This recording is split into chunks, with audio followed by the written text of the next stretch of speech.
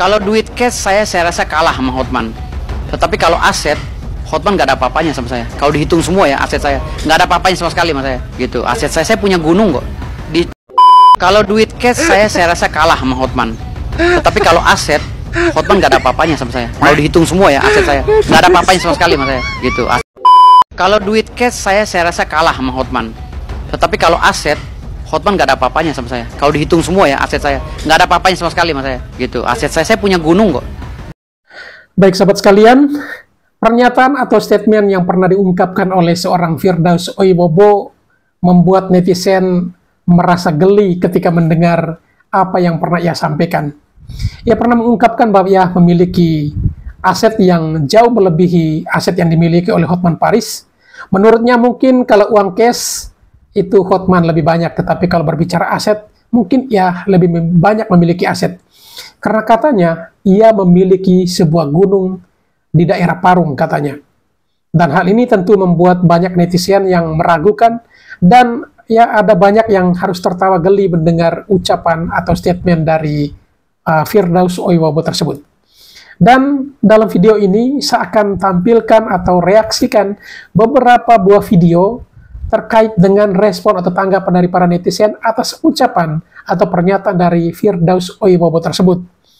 Para netizen justru menanggapi pernyataan Firdaus Oibobo dengan membuat video parodi dengan dubbing suara dari Firdaus Oibobo sendiri.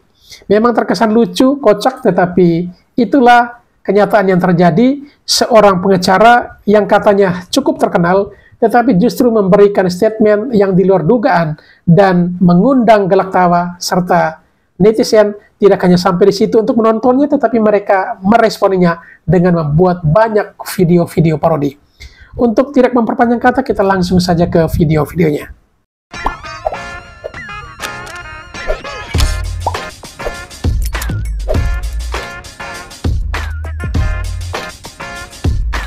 Kalau duit cash saya rasa kalah sama Hotman. Tetapi kalau aset, Hotman nggak ada apa-apanya sama saya. Kalau dihitung semua ya aset saya, nggak ada apa-apanya sama sekali sama saya. Gitu. Aset saya punya gunung kok. Di BSD, deket BSD Parung, saya punya gunung. Iya. Saya punya gunung, saya punya tanah beberapa hektar di Jakarta Selatan, saya punya tanah di Tangerang berapa hektar, di kampung saya berapa puluh hektar saya punya. Jadi kalau aset saya nggak kalah sama Hotman. Kami punya gunung, sekarang ini 2 juta metrik ton, di dalamnya uranium. Ya, Gunung Parasultan di Dompuk, PT Onto. Ya, 2 juta metrik ton bisa untuk menghidupi masyarakat dunia 1000 tahun. Bisa bayangkan. Kalau duit cash saya rasa kalah sama Hotman. Tetapi kalau aset, Hotman nggak ada apa-apanya sama saya. Kalau dihitung semua ya aset saya, nggak ada apa-apanya sama sekali sama saya. Gitu. Aset saya punya gunung kok. Di BSD, deket BSD Parung, saya punya gunung. Iya, saya punya gunung, saya punya tanah beberapa hektar di Jakarta Selatan, saya punya tanah di Tangerang berapa hektar, di kampung saya berapa puluh hektar saya punya. Jadi kalau aset saya nggak kalah sama Hotman. Kami punya gunung, sekarang ini 2 juta metrik ton, di dalamnya uranium. Ya, Gunung Parasultan di Dompuk, PT Onto. Ya, 2 juta metrik ton bisa untuk menghidupi masyarakat dunia 1000 tahun. Bisa bayangkan. Kalau duit cash saya rasa kalah sama Hotman. Tetapi kalau aset, Hotman nggak ada apa-apanya sama saya. Kalau dihitung semua ya aset saya, nggak ada apa-apanya sama sekali sama saya. Gitu. Aset saya punya gunung kok. Di BSD, deket BSD Parung, saya punya gunung. Iya. Saya punya gunung, saya punya tanah beberapa hektar di Jakarta Selatan, saya punya tanah di Tangerang berapa hektar, di kampung saya berapa puluh hektar saya punya. Jadi kalau aset saya nggak kalah sama Hotman. Kami punya gunung, sekarang ini 2 juta metrik ton, di dalamnya uranium. Ya, Gunung Parasultan di Dompuk, PT Onto. Ya, 2 juta metrik ton bisa untuk menghidupi masyarakat dunia 1000 tahun. Bisa bayangkan. Kalau duit cash saya rasa kalah sama Hotman. Tetapi kalau aset, Hotman nggak ada apa-apanya sama saya. Kalau dihitung semua ya aset saya, nggak ada apa-apanya sama sekali sama saya. Gitu. Aset saya punya gunung kok. Di BSD, deket BSD Parung, saya punya gunung. Iya, saya punya gunung, saya punya tanah beberapa hektar di Jakarta Selatan, saya punya tanah di Tangerang berapa hektar, di kampung saya berapa puluh hektar saya punya. Jadi kalau aset saya nggak kalah sama Hotman. Kami punya gunung, Sekarang ini 2 juta metrik ton di dalamnya uranium. Ya, Gunung Parasultan di Dompuk, PT Onto. Ya. Kalau duit cash saya rasa kalah sama Hotman. Tetapi kalau aset, Hotman nggak ada apa-apanya sama saya. Kalau dihitung semua ya aset saya, nggak ada apa-apanya sama sekali sama saya. Gitu. Aset saya punya gunung kok. Di BSD, dekat BSD Parung, saya punya gunung. Iya. Saya punya gunung, saya punya tanah beberapa hektar di Jakarta Selatan, saya punya tanah di Tangerang berapa hektar, di kampung saya berapa puluh hektar saya punya. Jadi kalau aset saya nggak kalah sama Hotman. Kami punya gunung, sekarang ini 2 juta metrik ton di dalamnya uranium. Ya, Gunung Parasultan di Dompuk, PT Onto. Ya, 2 juta metrik ton bisa untuk menghidupi masyarakat dunia 1000 tahun. Bisa bayangkan. Kalau duit cash saya rasa kalah sama Hotman. Tetapi kalau aset, Hotman nggak ada apa-apanya sama saya. Kalau dihitung semua ya aset saya, nggak ada apa-apanya sama sekali sama saya. Gitu. Aset saya punya gunung kok. Di BSD, dekat BSD Parung, saya punya gunung. Iya. Saya punya gunung, saya punya tanah beberapa hektar di Jakarta Selatan, saya punya tanah di Tangerang berapa hektar, di kampung saya berapa puluh hektar saya punya. Jadi kalau aset saya nggak kalah sama Hotman. Kami punya gunung, sekarang ini 2 juta metrik ton di dalamnya uranium. Ya, Gunung Parasultan di Dompuk, PT Onto. Ya, 2 juta metrik ton bisa untuk menghidupi masyarakat dunia 1000 tahun. Bisa bayangkan.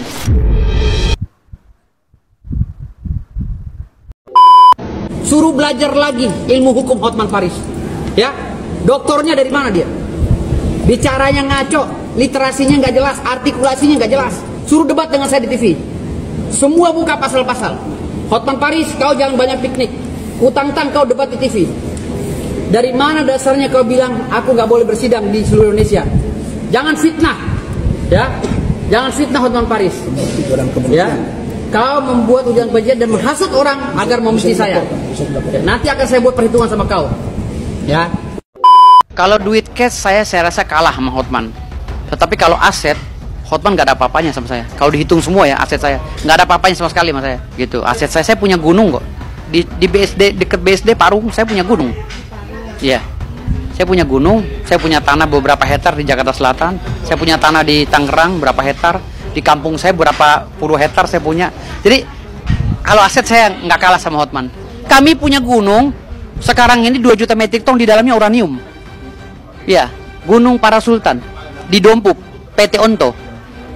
Ya, 2 juta metrik ton bisa untuk menghidupi masyarakat dunia 1000 tahun. Bisa bayangkan.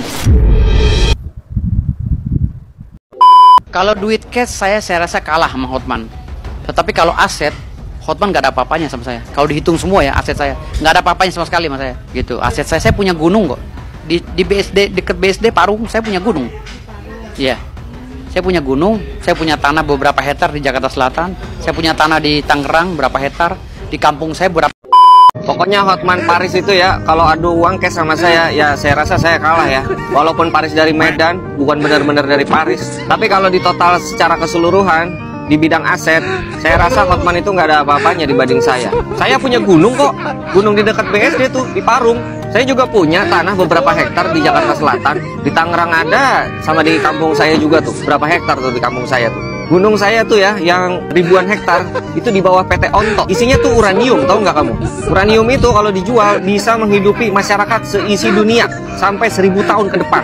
Memang saya ini baru dipecat ya dari pengacara, gara-gara saya naik-naik tuh ke atas meja. Dan saya juga nggak sadar itu, kenapa saya bisa naik ke atas meja. Siapa itu yang dorong saya? Saya tiba-tiba ada di atas meja, ya karena saya basicnya orang bela diri. Saya pernah di boxer, saya juga vokalis, saya punya loh band, saya ini musisi loh.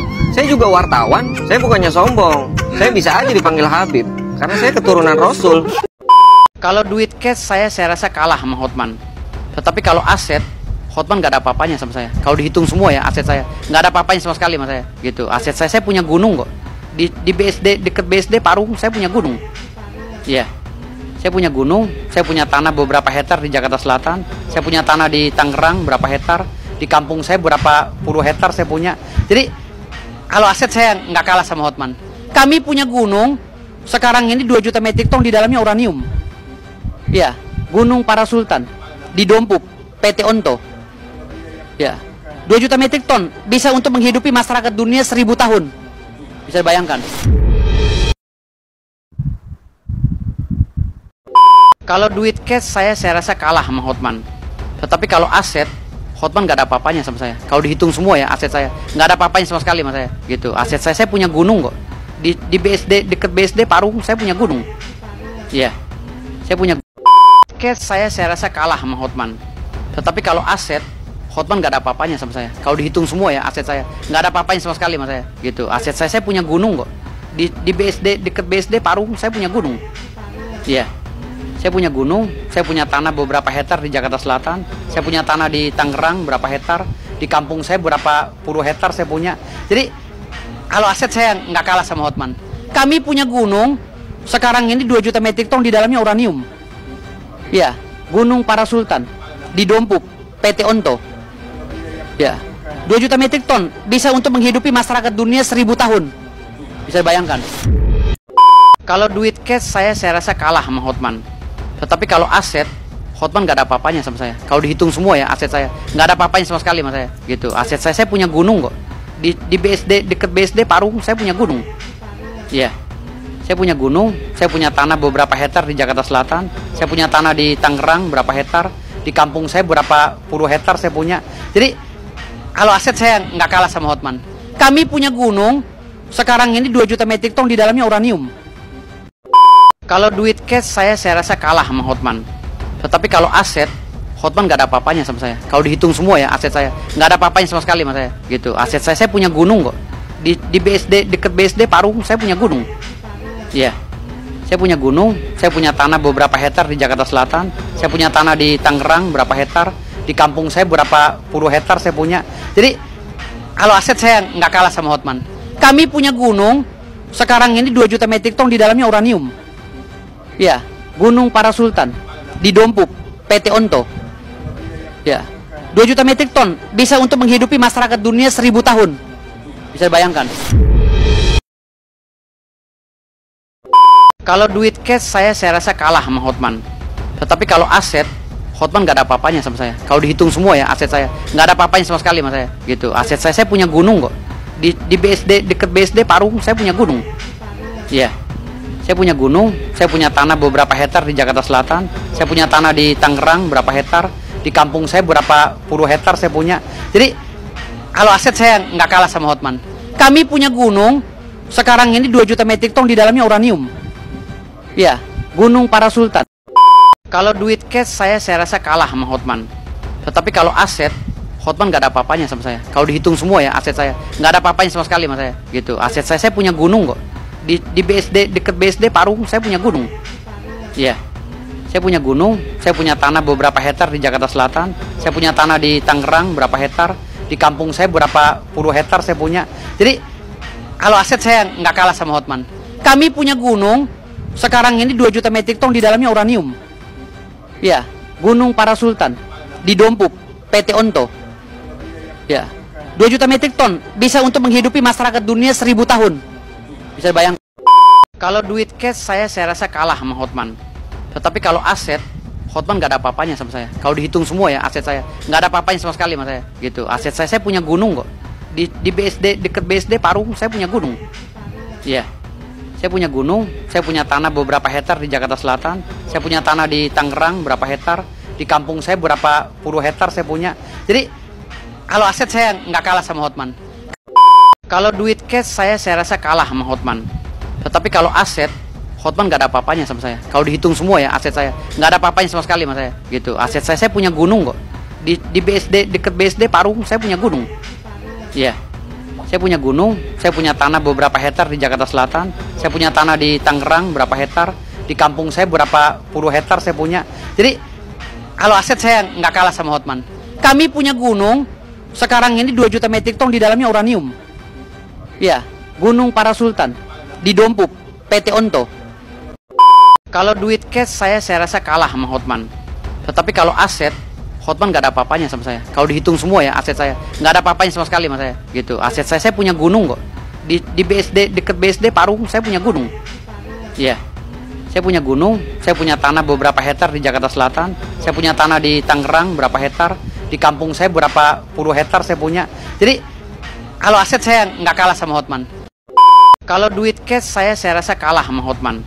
Tetapi kalau aset, Hotman nggak ada apa-apanya sama saya. Kalau dihitung semua ya aset saya, nggak ada apa-apanya sama sekali sama saya. Gitu. Aset saya punya gunung kok. Di BSD, deket BSD Parung, saya punya gunung. Iya. Saya punya gunung, saya punya tanah beberapa hektar di Jakarta Selatan, saya punya tanah di Tangerang berapa hektar, di kampung saya berapa puluh hektar saya punya. Jadi kalau aset saya nggak kalah sama Hotman. Kami punya gunung, sekarang ini 2 juta metrik ton di dalamnya uranium. Ya, Gunung Parasultan di Dompup, PT Onto. Ya, 2 juta metrik ton bisa untuk menghidupi masyarakat dunia 1000 tahun. Bisa bayangkan.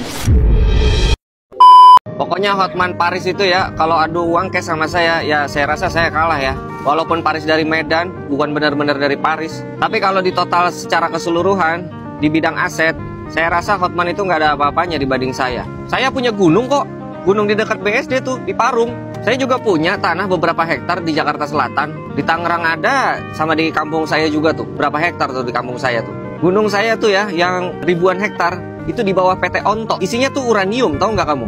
Uranium itu kalau dijual bisa menghidupi masyarakat seisi dunia sampai 1000 tahun ke depan. Memang saya ini baru dipecat ya dari pengacara gara-gara saya naik-naik tuh ke atas meja. Dan saya juga nggak sadar itu kenapa saya bisa naik ke atas meja. Siapa itu yang dorong saya? Saya tiba-tiba ada di atas meja ya karena saya basicnya orang bela diri. Saya pernah di boxer, saya juga vokalis, saya punya loh band, saya ini musisi loh. Saya juga wartawan, saya bukannya sombong. Saya bisa aja dipanggil Habib karena saya keturunan Rasul.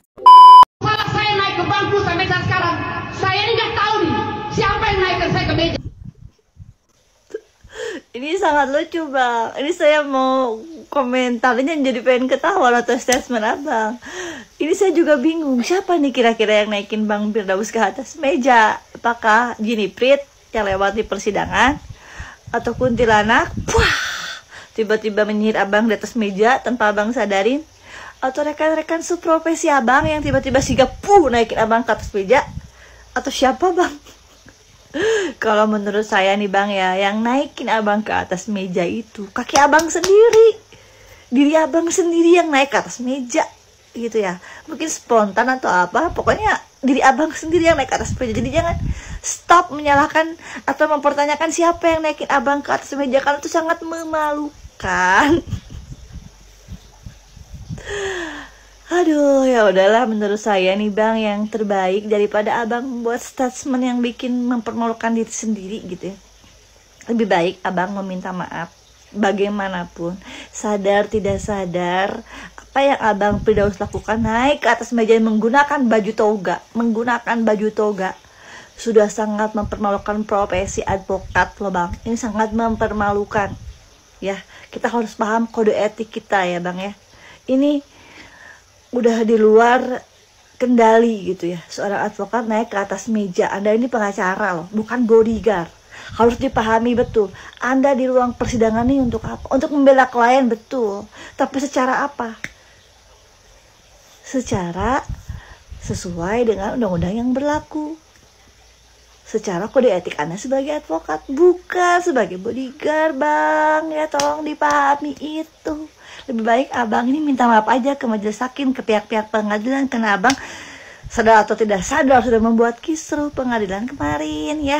Ini masih untung yang dicabut baru sama organisasi abang, KAI ya. Gimana kalau dicabutnya ini bas abang ini yang dicabut nih, bisa tamat ini karir abang. Gitu aja dari saya.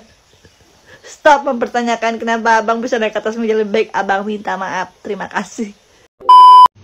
Rekan sejawat semua dan tentu saja warga masyarakat awam, saya sengaja bikin PT ini untuk menjawab beberapa pertanyaan gitu ya, yang diajukan ke saya, baik langsung maupun via chat gitu ya, yaitu tanggapan terhadap peristiwa kegaduhan, saya menyebutnya contempt of court, yang terjadi beberapa waktu lalu, minggu lalu tepatnya, di Pengadilan Negeri Jakarta Utara, ketika majelis hakim memimpin persidangan terdakwa yang kebetulan advokat Rasman Nasution dengan saksi pelapor yaitu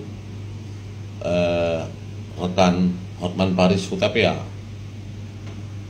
Saya sekali lagi ingin memberi tanggapan terkait beberapa pertanyaan yang mengundang penasaran di masyarakat, karena ada beberapa pertanyaan-pertanyaan kemudian yang timbul gitu ya. Yang ingin saya katakan bahwa tentu saja saya tidak ingin memberi tanggapan terhadap karakter, terhadap gaya, terhadap cara bicara rekan-rekan sejawat saya yang ada di sana kemarin gitu ya. Karakter yang meledak-meledak, temperamental dan segala macam, bukan itu substansinya. Soal outfit, apa yang dipakai, bukan itu juga substansinya. Di awal saya ingin katakan bahwa advokat itu adalah profesi yang memberikan jasa hukum. Gak ada istilah advokat besar, advokat kecil gitu ya. Setiap tanggung jawab yang diberikan oleh klien, oleh warga masyarakat kepada si advokat harusnya bisa diselesaikan secara bertanggung jawab. Itu ukuran seorang advokat boleh disebut baik dan bertanggung jawab gitu ya. Kami punya kode etik. Baik, beberapa pertanyaan yang ingin saya jawab mengalir saja, semoga ini bisa menjawab gitu ya, terutama untuk rekan saya Erdiana yang sengaja chat saya minta tanggapan gitu. Peristiwa kemarin saya sudah sebut contempt of court, atau dalam bahasa paling mudah disebut ini penghinaan terhadap lembaga peradilan, pengadilan gitu ya. Baik, bentuknya yang macam-macam. Ada perilaku atau tindakan-tindakan yang tercela gitu ya, yang tidak pantas yang diajukan langsung dalam persidangan. Silakan nilai sendiri yang kemarin itu bagaimana gitu ya. Karena ada dua part di situ. Ada Rasman yang marah-marah kepada majelis, kemudian ada Firdaus yang naik ke atas meja gitu ya. Nah, kemudian tidak mentaati perintah pengadilan. Apakah ini terjadi kemarin? Saya melihatnya terjadi. Apa itu? Perintah dari majelis hakim melakukan sidang tertutup, itu perintahnya kan. Kemudian ini yang memancing reaksi yang menurut saya berlebihan dari teman-teman yang melakukan pembelaan, terutama dari Rasman sendiri gitu ya. Kemudian jika terjadi penyerangan terhadap imparsialitas dan integritas pengadilan. Pada kasus kemarin apa bentuknya? Kalau diduga misalnya, karena ini yang nggak berimbang menurut saya dan tidak tepat pada konteksnya. Kalau saya menganggap ada polisi jahat gitu ya di tempat lain dan terbukti dan ditangkap, apakah polisi di tempat lain juga sama jahatnya? Itu yang nggak boleh kan. Kalau ada hakim yang sudah terbukti melakukan korupsi, menerima suap dan seterusnya, itu maksud saya, apakah majelis yang kemarin kemudian patut diduga? Kan nggak boleh begitu berpikir hukum. Ya kalau itu dianggap terjadi ada salurannya. Maksudnya kalau ada kecurigaan terjadinya ada intervensi terhadap proses sidang yang tiba-tiba tertutup gitu ya dari pihak-pihak tertentu, silakan membuat saluran ke Bawas, Mahkamah Agung, kalau menemukan bukti bahkan ke KPK kalau ada bukti permulaannya, atau ke Komisi Yudisial gitu ya, tidak dengan cara yang kemarin. Itu tanggapan saya tanpa ada tendensi pro ke siapapun, karena menurut saya kedua-duanya juga agak berlebihan kemarin. Di mana berlebihannya? Dua kubu ini kan kemudian saling menyahut gitu ya, saling menyahut di medsos gitu ya. Sekali lagi saya tidak punya kepentingan apapun, tetapi mari mengajak warga masyarakat untuk melihat substansi masalahnya, bukan isu-isu ikutannya, serangan kepada personal, karakter dan segala macam gitu ya, enggak lah ya. Enggak sereceh itu juga profesi ini gitu ya. Kan mereka saling nyeletuk-nyeletuk itu. Nah baik, kawan-kawan, updatingnya adalah bahwa kabarnya Firdaus kemudian telah diberhentikan oleh organisasinya, Kongres Advokat Indonesia gitu ya. Ada yang bertanya ke saya, apakah masih bisa bersidang? Sudah ada yang menjawabnya, saya lihat. Ya bisa, sepanjang basnya berita acara sumpah itu belum dicabut oleh Mahkamah Agung. Kasyuko dalam kasus ini yaitu Pengadilan Tinggi tempat dia diangkat. Penjelasannya adalah menurut Undang-Undang Advokat, advokat itu diangkat oleh organisasi setelah memenuhi syarat ikut PKPA, tentu saja sarjana hukum, lulus ujian, melakukan magang dan seterusnya. memenuhi syarat 25 tahun, kemudian dia diangkat oleh organisasi.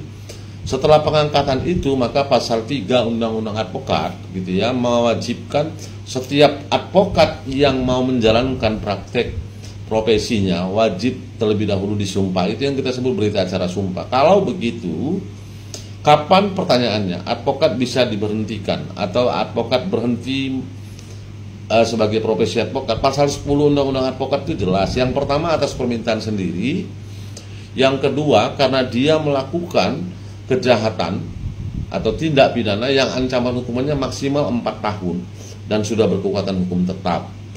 Nah, baru yang keempat, ya karena keputusan organisasi. Saya kemudian menerima pertanyaan, kok nggak ada sidang etik Bang? Sekali lagi, Undang-Undang Advokat hanya menyebut pasal 10 itu huruf C atas keputusan organisasi. Nah, supaya mudah dipahami, saya menduga organisasi melakukan sanksi terberat karena pelanggaran anggaran dasar dan anggaran rumah tangga, bukan pelanggaran kode etik advokat, bukan atas laporan adanya pelanggaran kode etik gitu ya. Nah, setiap advokat kan punya organisasi gitu. Kami di Peradi juga punya organisasi, kami wajib menjunjung tinggi nama baik organisasi, wajib taat kepada seluruh aturan organisasi. Mereka yang melanggarnya tentu bisa diberhentikan. Itu mudahnya dugaan saya ini ya yang terjadi. Jadi bukan kenapa nggak ada sidang etik ya karena itu. Nah, kenapa secepat itu ya cepat karena mungkin DPP-nya merasa itu sudah tersebar luas dan terbuka, mereka mengambil sikap cekap, itu normal gitu ya. Nah, kemudian apa yang dinanti dari peristiwa yang kemarin gitu ya? Dari peristiwa yang kemarin sebenarnya Hotman Paris bilang, Pak Kapolda, Pak Kapolres, ayo dituntut. Tentu saja kita kan mau melihat ada nggak yang melapor, nggak bisa serta-merta juga kan. Kalau ini dilaporkan penghinaan terhadap pengadilan, contempt of court ini ada sih beberapa pasal yang kemungkinan bisa diterapkan. Nanti yang punya waktu silakan buka KUHP pasal 27, 207, 217, 224 gitu. Nah, kemudian kalau misalnya ada pelaporan itu dan kemudian yang bersangkutan yang diduga melakukan penghinaan terhadap pengadilan itu dipidana, apakah ini bisa membuat yang bersangkutan berhenti sesuai pasal 10? Tidak juga, karena pasal-pasal yang saya sebut tadi itu ancaman hukumannya semua di bawah 4 tahun gitu ya kira-kira. Kalau begitu ada yang bertanya kepada saya, bisa atau enggak Bang ya Mahkamah Agung mencabut berita acara sumpah keputusan pengadilan tinggi? Jadi pengadilan tinggi itu kan organ pelaksana kekuasaannya Mahkamah Agung, mengangkat sumpah, bisa enggak itu Bang? Mari kita tunggu.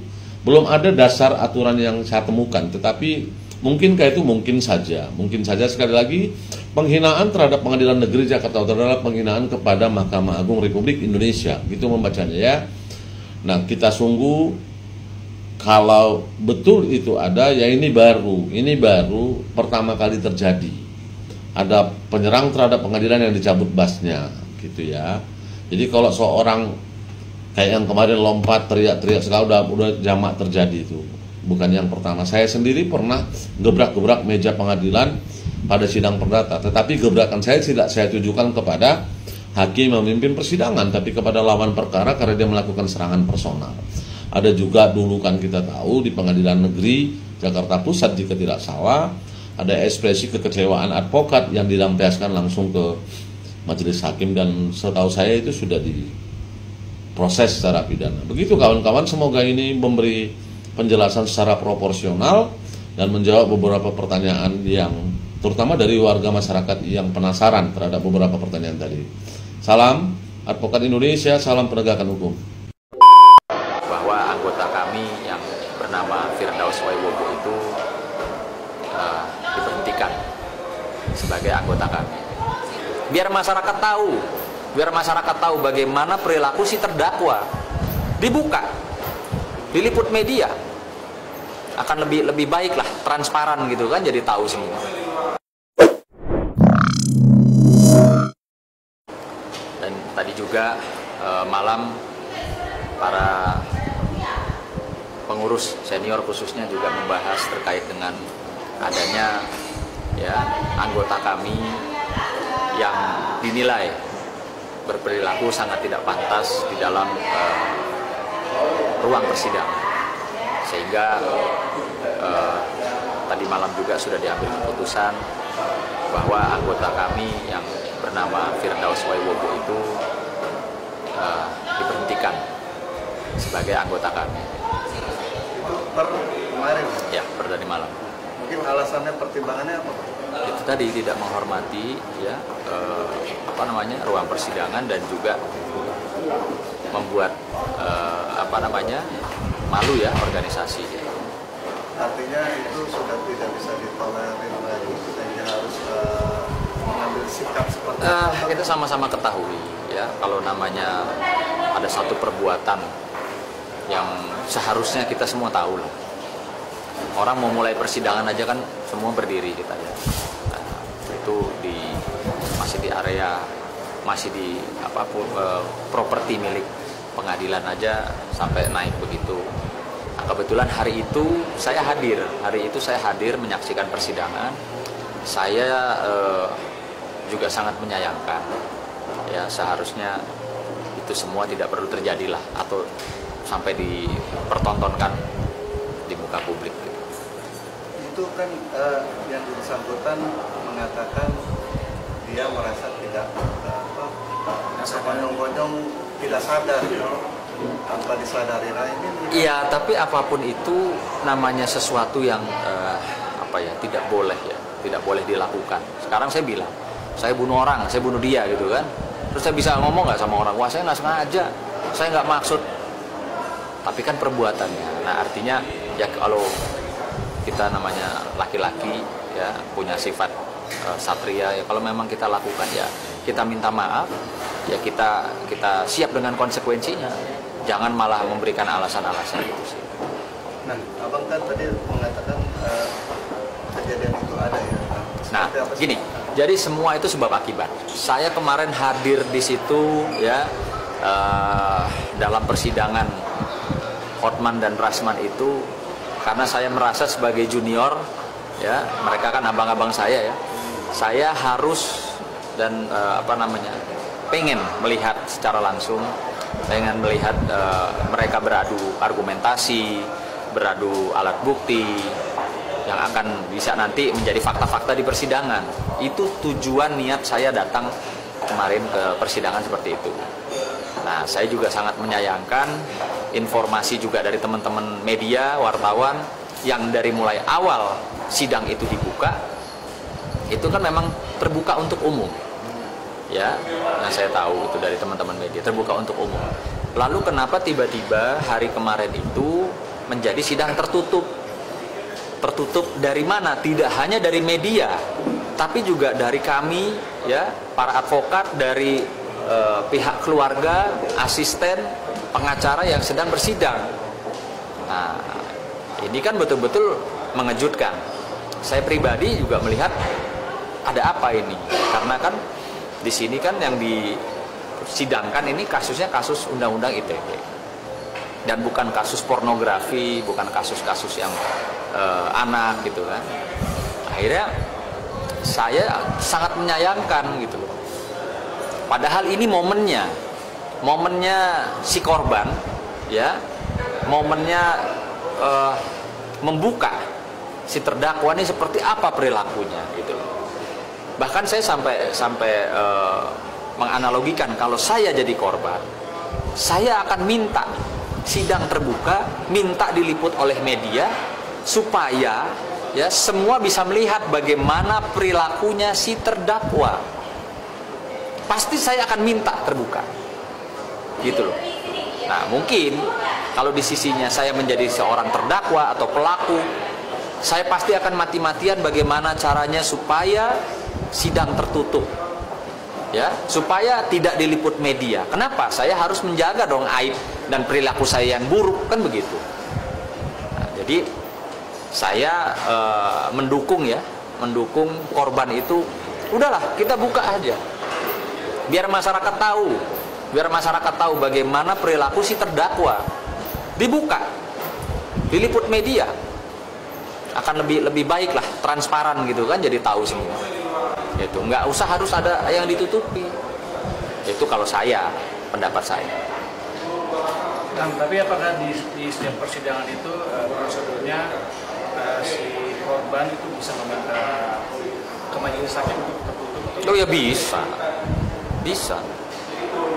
gitu. Tapi kan kemarin kita lihat kenapa korban tidak mengajukan hal itu, gitu. Kan di logika aja lah. Kita nggak usah ngomong bicara hukum, kita pakai logika aja, ya. Saya menjadi korban, saya pasti akan minta supaya semua orang sedunia kalau perlu tahu perilakunya si pelaku, tahu perilakunya si terdakwa. Kalau itu saya jadi korban. Dan ini pernah saya lakukan juga pada saat putra saya menjadi korban. Ya, saya yang memang mengajak atau mengundang media untuk hadir untuk meliput supaya tahu mana sih pelaku orangnya seperti apa sih yang dia lakukan gitu. Jadi saya sebenarnya mendukung korban untuk buka. Apa sih bahasa mereka tuh kalau ngomong kulitin gitu loh. Biar si terdakwa ini juga kapok atau malu kan begitu. Terbuka aja. Toh juga namanya kita kenal sama-sama, namanya Hotman Paris itu kan senang dengan kamera, dengan liputan, dengan viral. Ayolah gitu loh. Kali ini saya ada di sisi Bang Hotman. Ayo bongkar, terbuka. Biar semua orang tahu perilakunya terdakwa seperti apa. Gitu. Pak, tapi yang menarik di sini kan, ya, mungkin abang juga menyaksikan kala itu ya, ada ketika Bang Rasman menghampiri Bang Hotman. Nah, kalau ini saya lihat ya, kebetulan saya lihat langsung. Jadi tidak ada kalau dibilang mau memukul ya, silahkan mau ahli forensik, CCTV atau siapapun yang merekam silahkan lihat. Ada nggak gerakan mau mukul? Jadi maksud saya juga ya kita nih sebagai penonton, sebagai pengamat, netizen pada khususnya jangan terprovokasi lah. Ya, kita nih jadi orang penonton tuh orang tengah aja, orang netral, yang bener-bener, yang enggak, yang salah-salah, bener-bener gitu. Jangan termakan oleh opini, oleh provokasi gitu loh. Tapi emang boleh Bang dalam persidangan terdakwa menghampiri saksi gitu Bang? Gimana? Boleh menghampiri Bang Rasman? Pertanyaan saya waktu itu kan bukan lagi dalam persidangan, karena sepenglihatan saya, seingat saya hakim sudah meninggalkan ruangan sidang, gitu loh. Tapi kalau dalam masih proses sidang tentunya tidak. Semua ada mekanisme aturan mainnya yang bisa dikomunikasikan melalui majelis hakim. Gitu. Bang, hasil dari kongres ini Bang boleh dijelaskan sedikit Bang untuk si Firdaus sendiri Bang, dampaknya apa Bang hasil dari kongres ini? Ya tadi kan sudah disampaikan ya oleh senior kami Bang Petrus Balapationa, juga dihadiri oleh para senior, bahwa keputusan dari Kongres Advokat Indonesia ini ya sudah bulat, yaitu memberikan sanksi pemberhentian sebagai keanggota gitu, terhadap siapa rekan Firdaus. Ya, oke. Terima kasih. Terakhir Pak, mungkin kedepannya seperti apa sih para advokat seluruh Indonesia, walaupun berbeda organisasi ya, dalam hal persidangan, jangan sampai terjadi terulang. Ini sebenarnya yang saya pengen lihat kemarin gitu loh. Yang saya pengen lihat kemarin adalah tontonan yang seru, yang menarik, argumentasi hukum berdasarkan fakta-fakta, alat bukti yang disajikan dalam fakta persidangan. Itulah kenapa saya meluangkan waktu. Saya pengen melihat itu. Saya pengen belajar dari Hotman, saya pengen belajar dari Rasman sebagai senior-senior abang-abang saya gitu. Itu yang saya pengen tonton.